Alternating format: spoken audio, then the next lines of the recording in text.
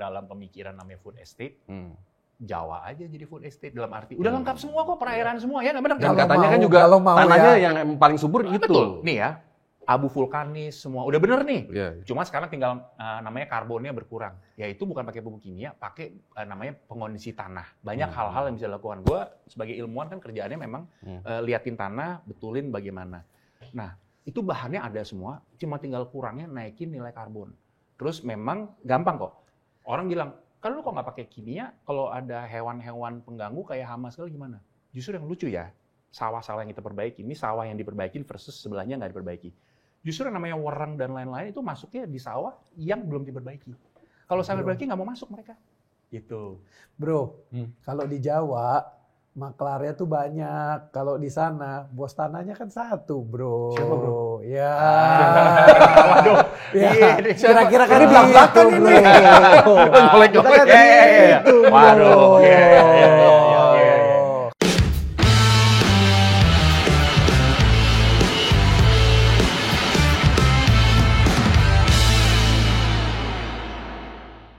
Bro, kita kenalin yuk. Ya, Mas langsung Niko ke Wanadi. Wanadi. Ya, Halo.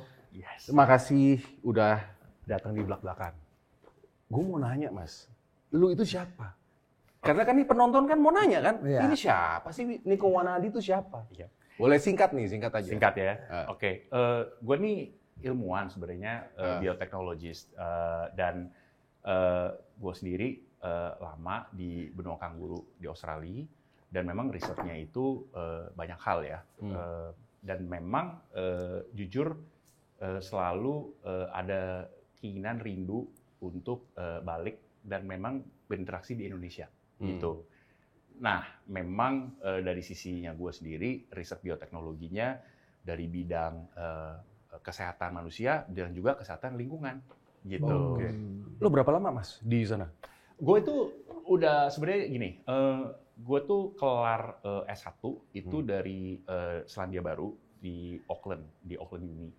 Itu gue biotek, malah waktu itu arahnya untuk nge-link sama makanan, fermentasi.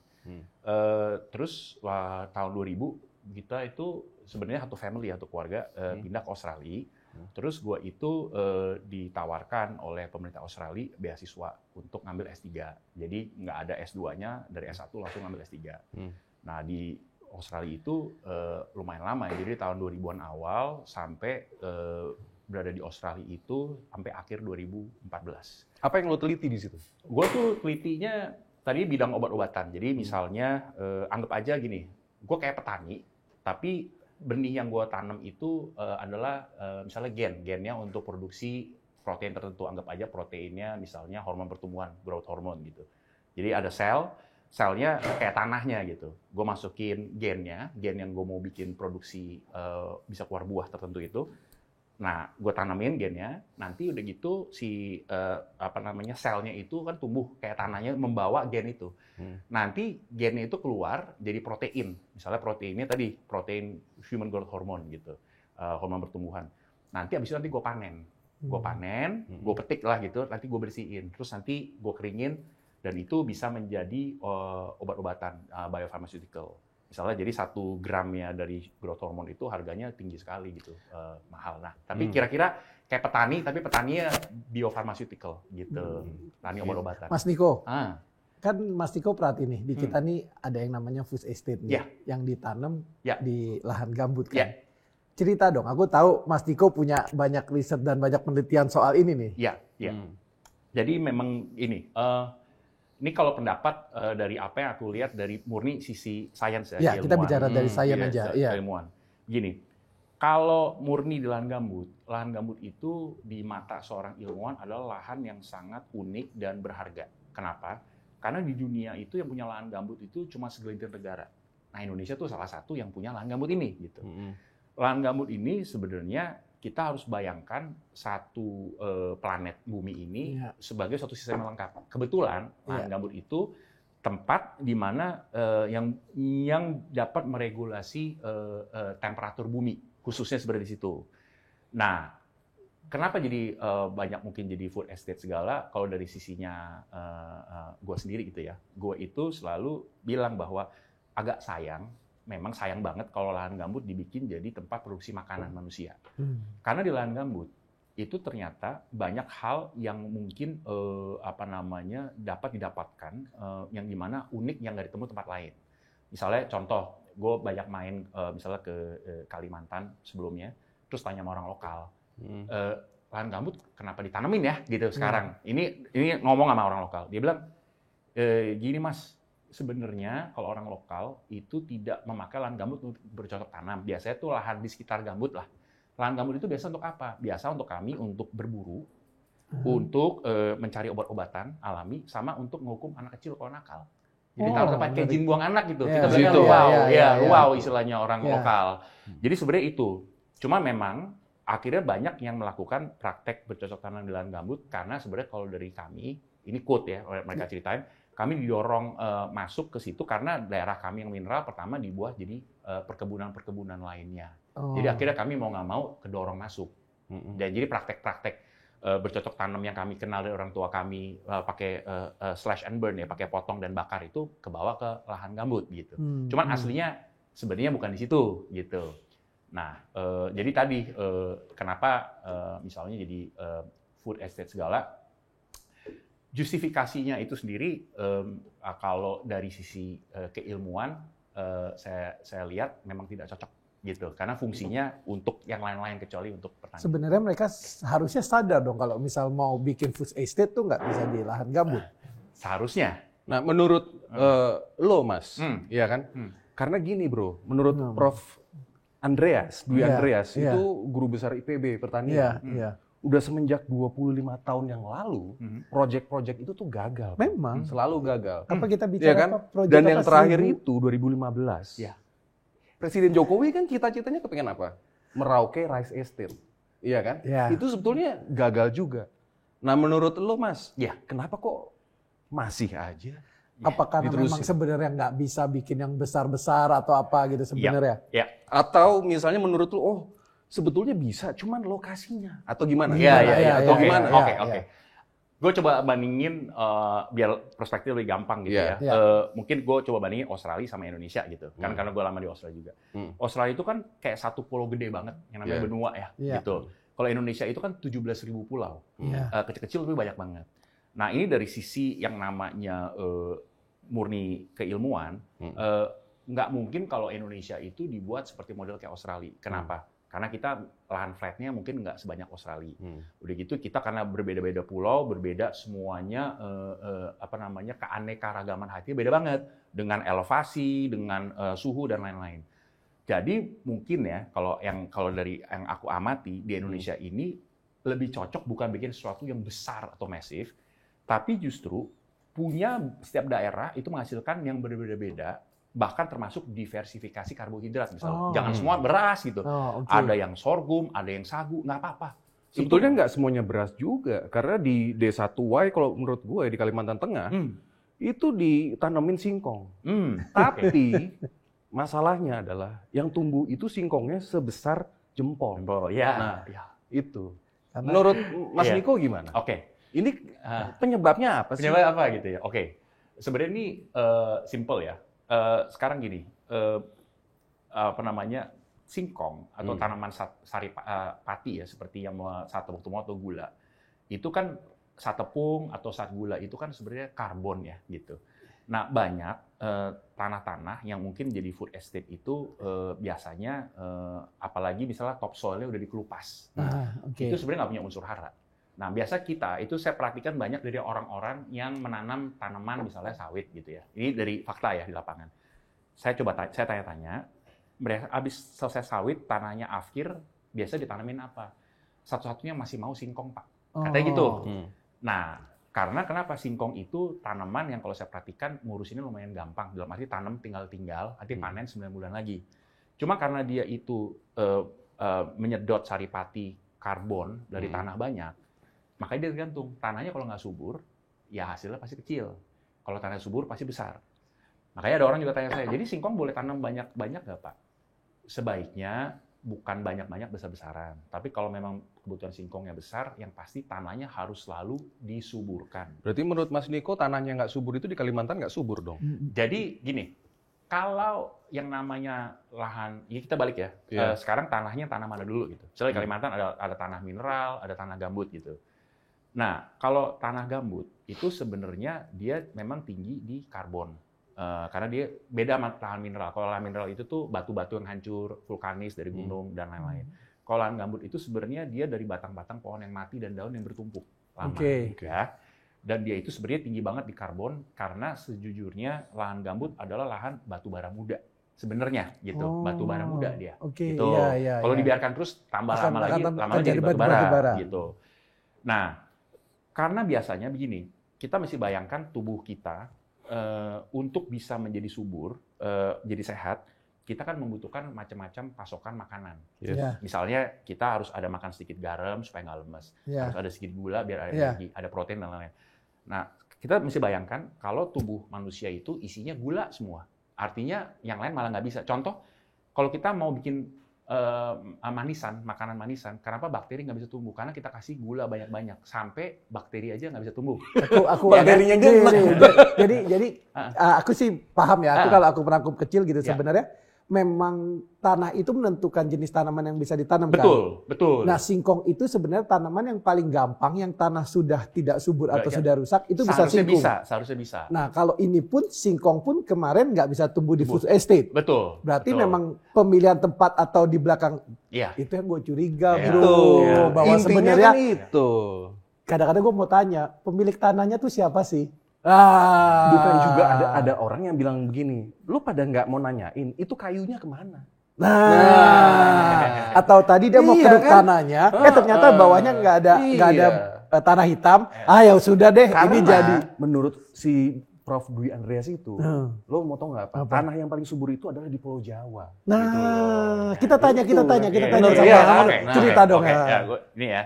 Jadi waktu itu banyak orang yang sebenarnya nanya ke gue gitu, food estate tuh gimana ya? Gue gini, ngapain sih buka daerah baru yang masih nggak jelas, keluar uang yang belum tentu berhasil, apalagi lahannya sebenarnya harusnya lahan gambut itu dari sisi sainsnya, harusnya lahan yang selalu dibasahi, tetap jadi rawa-rawa. Jadi karena di situ udah ada tuh bahan-bahan asli yang bisa dipergunakan tanpa membuka. Jawa, dari pengamatan kita semua, kebetulan pulau yang udah matang, infrastruktur jadi, sistem pengairan ada, semuanya ada, petani ada.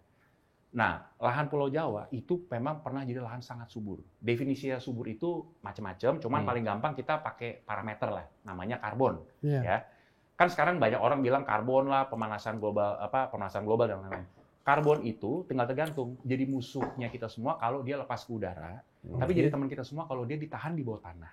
Jadi semakin banyak karbon yang dikandung di bawah tanah, misalnya tanah yang warna hitam itu banyak karbonnya, itu pasti cenderung lebih subur, jauh daripada tanah yang warnanya merah atau pucat. Gitu, karena unsur karbonnya kurang.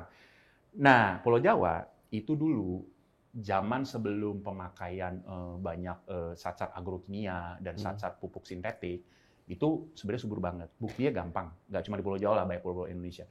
Kita dulu penghasil banyak rempah, tanaman, sampai VOC semua datang. Ya kan? Itu lama tuh, ratusan tahun. Tahu-tahu sekarang kalau kita perhatiin, berkurang tuh produktivitasnya, makanya pada impor-impor.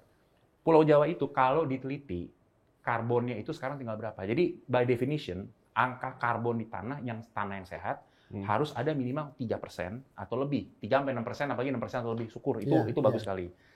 Sebagai konteks perbandingan, kita bandingkan misalnya di padang pasir. Padang pasir itu nilai karbonnya berapa sih? Mungkin cuma 0,02% misalnya, padang pasir nih. Terus tanah-tanah pertanian mungkin di Amerika atau di Eropa sekarang tuh angkanya mungkin berkisar sekitar 1,4 sampai 1,8% saja nilai karbonnya. Makanya banyak degradasi tanah. Sorry, gue potong Mas. Tapi di padang pasir Israel sama Cina bisa loh. Beda. Iya kan? Nah itu gini, itu ada ceritanya tuh. Nah itu dia. Mengembangkan nutrisi tertentu kayak gel ya dia itu bisa. Tapi itu pasti ada banyak hal. Mungkin nanti aku bahas ke situ Nanti itu dulu. Pulau Jawa ini dari data-data dari jurnal dipublikasi menunjukkan bahwa nilai karbonnya itu udah berkurang. Ada yang ngambil sampling ya, kalau salah dari IPB ya. Dia itu ambil sampling dan ketahuan bahwa nilai rata-rata karbonnya di tanah-tanah Pulau Jawa itu sekitar 1,2 sampai 1,9% saja. Jadi sudah di bawah 3% nih. Artinya sudah mulai bensinnya udah mulai hampir habis. Nah, kebetulan tadi kalau kita itu memberikan zat-zat pupuk kimia dan lain-lain, itu ternyata malah cepat menghabiskan semua unsur-unsur tadi. Kayak dipaksakan. Ibaratnya kita kayak gini, badan kok sehat, lagi bagus-bagus, lagi keker dan sehat, terus kita misalnya dikasih doping untuk performance olahraga, kan kelihatan bagus ya, sebentar doang. Cuma kalau kita diberikan doping terus-menerus, biasanya jadi cancer dan lain-lain. Ini di tubuh manusia. Sama juga di tanah, pada saat dia lagi masa subur, lagi tanahnya penuh dengan nutrisi, diberikan pupuk kimia segala, tentunya kelihatan naik. Cuman tidak bisa disangkal bahwa kita pernah namanya swasembada beras ya, cuma 4 tahun zamannya dulu ya, pemerintahan sebelum yang pemerintah Indonesia yang era dulu gitu.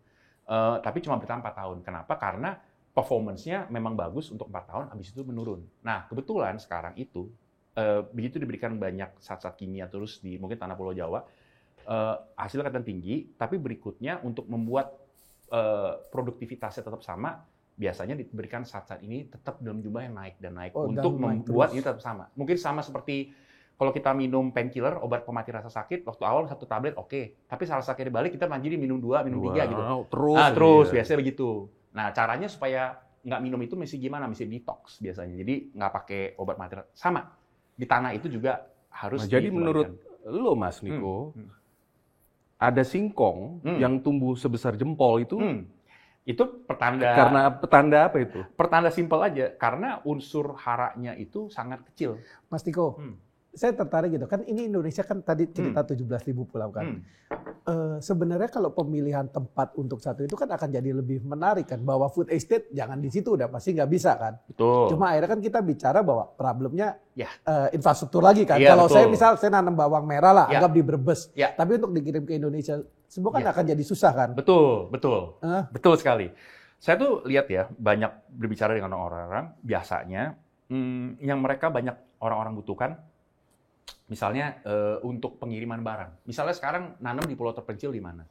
Belum ada sistem di mana di sini ada pengiriman logistik yang terpadu, yang benar-benar bagus gitu. Kalau kita bilang aja sekarang kayak di Jakarta atau di Indonesia, udah ada sistem-sistem online lah untuk nganter orang atau nganter barang. Mungkin level ke skala bidang makanan hasil bumi itu yang belum pernah ada. Jadi sebenarnya kalau kita ngomong daripada dia bangun food estate yang triliunan, bangun infrastruktur buat di daerah-daerah. Di daerah-daerah di Jawa atau di pulau-pulau lain sehingga mereka bisa. Itu akan jauh lebih menarik. Jauh lebih menarik karena justru di situ juga bisa memainkan keanekaragaman hayati di Indonesia semuanya. Yang namanya problem kita adalah ganti presiden ganti. Itu loh intinya. Aduh, pusing ya, kayak gitu ya. Kalau udah ngomongin itu mah di luar jurisdiction dan jurisdiction saya. Itu.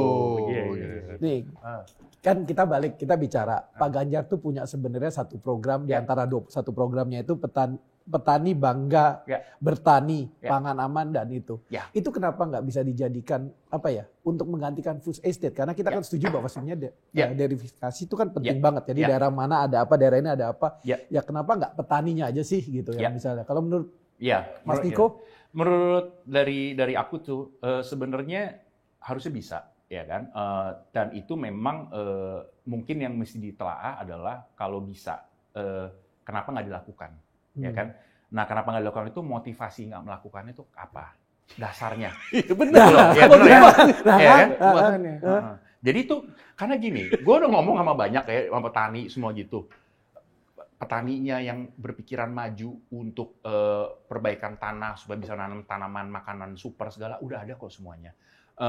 Kita juga misalnya ngebuat di Jogja sendiri, di mana udah sempet jadi berasnya itu malah masuk ke acara G20.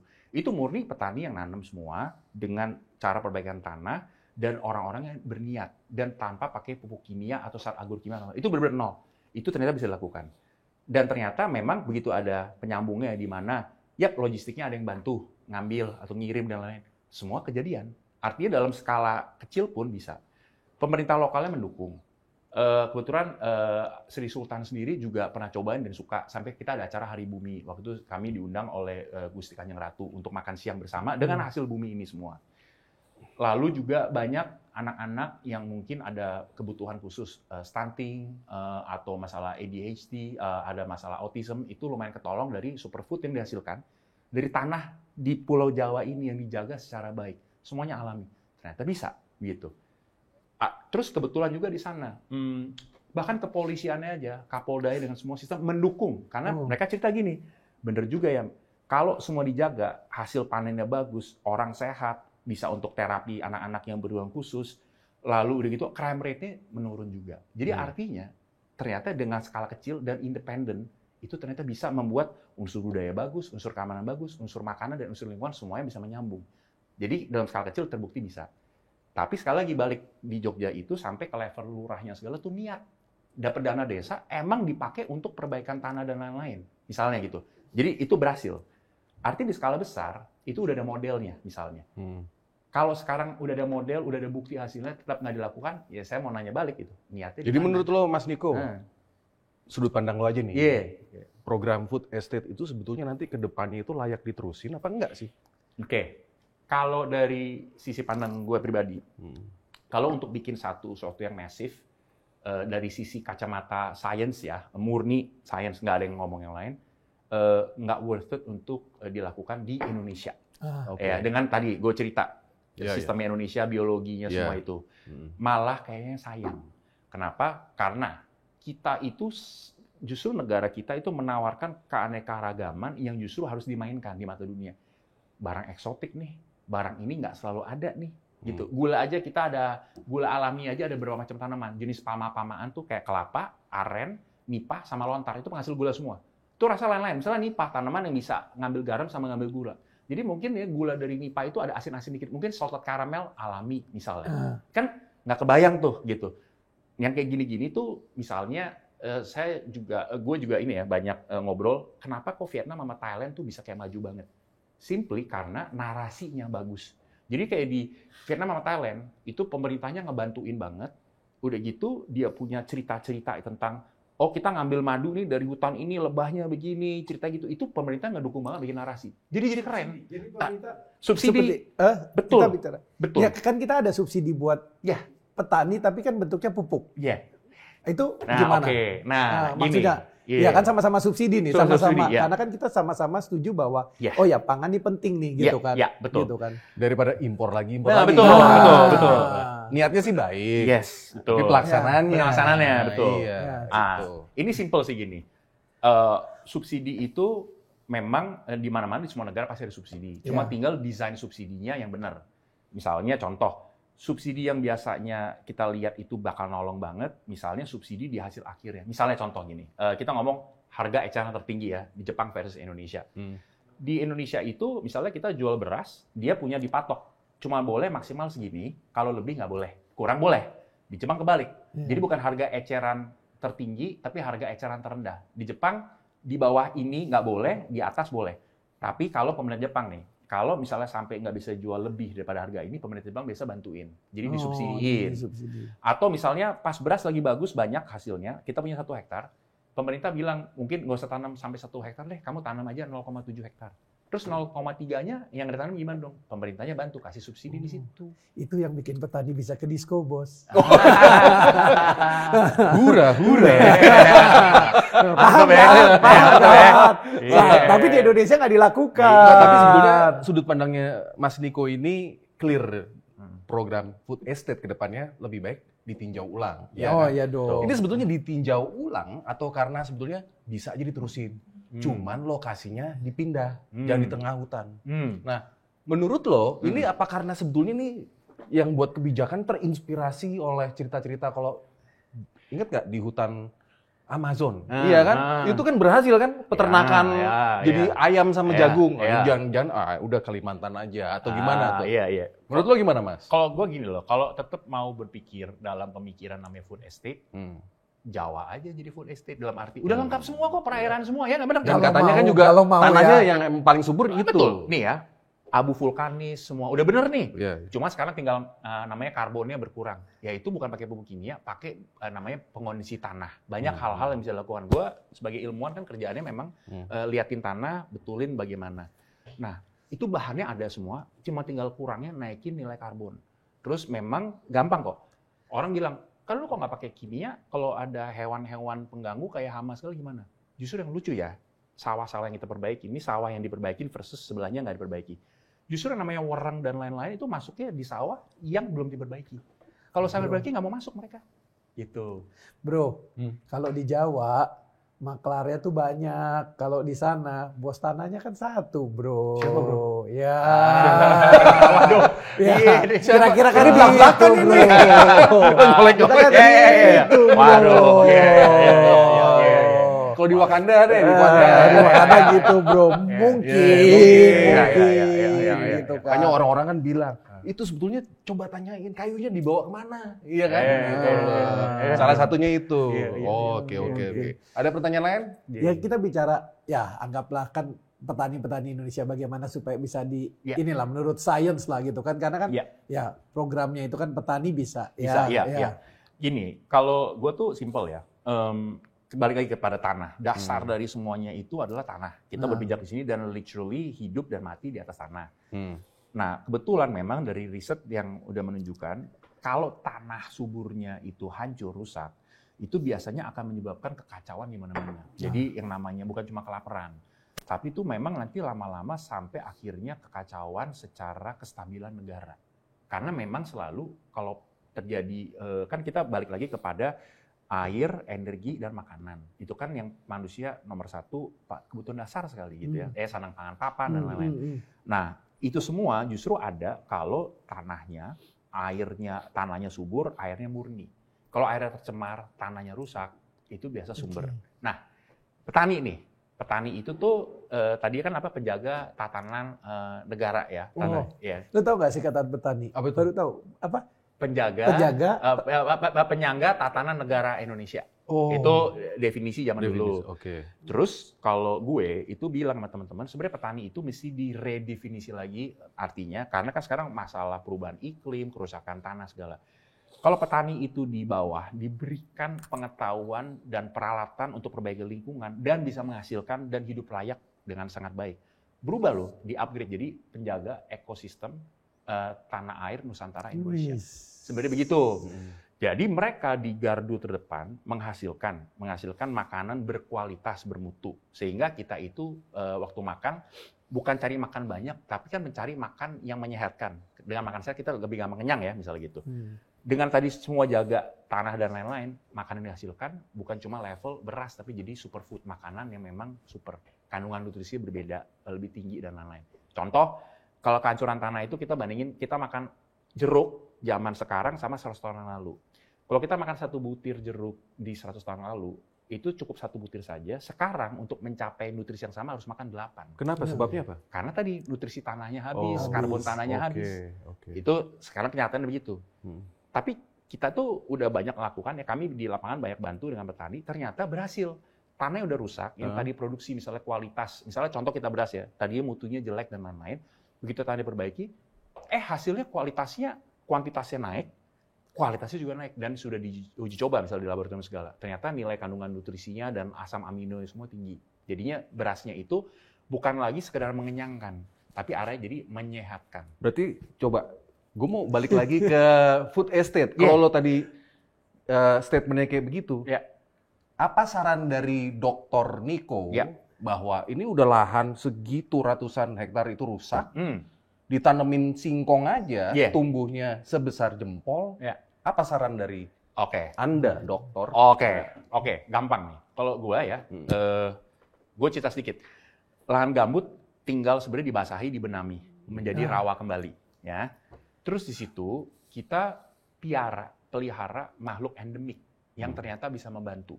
Misalnya contoh, di Indonesia tuh ada makhluk ajaib yang namanya ikan gabus. Ikan gabus itu sebenarnya ikan seperti kayak obat, tapi hidup bentuknya. Di banyak kultur tuh menunjukkan itu. Dan memang banyak kultur yang bilang bahwa kalau kamu sakit, makan aja ikan gabus itu. Ya kan? Ternyata ikan gabus itu adalah dari peneliti lahan gambut ya. Di dunia tuh ada yang ahlinya. Saya juga baru dari Amerika, waktu itu ada acara sampai menang di kompetisi MIT. Jadi kami membimbing satu company, anak-anak muda di Siak, untuk menjaga gambut dengan cara ikan gabus liar diubah menjadi bahan baku farmasi misalnya. Nah, ternyata itu kepake banget waktu zaman lagi COVID, lagi badai sitokin, banyak orang yang delta, itu kita bantu buatkan diracik untuk menjadi namanya imunomodulator. Tapi basisnya itu dari ikan gabus itu sendiri. Itu banyak sekali orang-orang yang badai sitokin langsung lega, dan yang paru-paru putih kembali lagi menjadi normal. itu dari menjaga lahan gambut tuh. Ya, gitu. jadi sebenarnya oke lah, lahan gambut yang sudah kepake, ya itu tetap masih bisa diperbaiki untuk tapi bisa menghasilkan sesuatu. Okay. Nah gini loh, intinya gini. Tunggu. Mas Iko. Aku ada satu penasaran. Mau apa dulu nih? Nih gini, intinya itu coba yang berkompeten itu dengar sarannya Mas Niko. Oh. Karena selama ini yang gue lihat itu adalah sarannya itu kayaknya nggak bener. Karena apa? Di atas lahan gambut kok ada polybag jagung. Gitu loh. Iya. Mas Iko, saya ada satu penasaran juga. Kan gitu, Indonesia ini kan luas, segitu banyak pulau. Sebenarnya ini kepikiran aja nih, Kak. Kenapa sih nggak misal, apa benar memang kedelai nggak bisa tumbuh di Indonesia dan kita terus harus import itu, gitu kan? Apa itu sebenarnya cuma ya trader aja lah yang seperti itu? Itu gimana kalau menurut dari sisi ilmuwan yang? Dari sisi ilmuwan. Ya kan mungkin nggak cuma kedelai kan, apa aja tuh yang kita import tuh segala macam kayaknya bawang putih, apalah. Iya. Jadi kan sebenarnya gini. Bisa semua di Indonesia itu bisa ditanam. Misalnya sekarang gini, kita mau nyari bawang putih, katanya bawang putih di dataran tinggi. Di Indonesia kan juga banyak dataran tinggi yang dingin. Bisa kok. Ada daerah-daerah desa-desa di Sumatera Barat yang dataran tinggi, itu ternyata nanam bawang putih. Itu fine. Kedelai dari keluarga kacang-kacangan membantu menjuburkan tanah. Bisa ditanam di Indonesia. Kami sudah lakukan di Jawa, di Jogja, semua tumbuh dengan sangat bagus. Tidak ada masalah. Cuma biasanya rata-rata, saya tanya nih sama teman-teman yang pengimpor kedelai lah atau mengimpor dari bawang putih, mereka bilang harganya bro kalau dari petani Indonesia nggak masuk gue gitu. Per kilo gue mesti beli 20.000. Kalau ngimpor udah sampai depan rumah gue 9.000 perak bos katanya. Jadi gue dapet margin katanya, gimana dong? Nah jadi kalau gitu kan gue juga pikir artinya apa?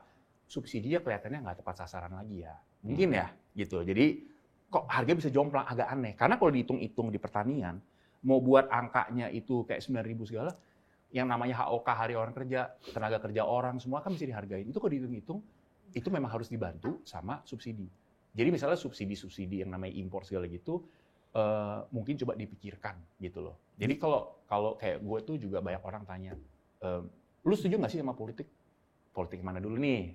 Kalau politik lingkungan, bener-bener untuk ngebangun semua, untuk kesejahteraan, politik kesejahteraan, ya monggo dong. Monggo, iya. Bagus banget. Itu keren dong. Politik itu nggak pernah salah. Itu kan cuman tools, cuman alat kan.